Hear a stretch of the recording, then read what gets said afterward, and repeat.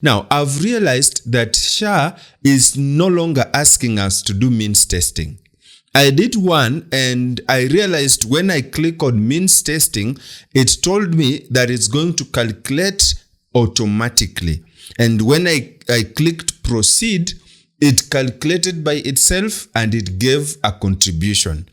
Now, I'm wondering, why are they getting away from means testing? In the first place, they said that the means testing is being used for us to get the genuine contribution that every individual should give.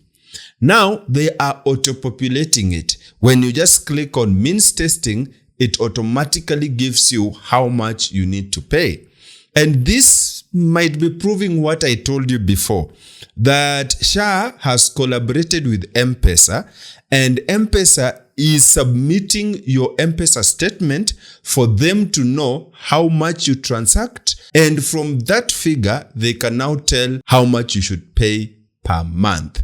If they are just auto-populating, then they must be getting it from somewhere, basically by scanning your ID number and showing your M-Pesa statement, which eventually tells how much you need to pay. If you encountered the same, please drop me a comment. And if SHA is watching this, tell us why you are moving away from means testing to auto-populating the contributions for individuals.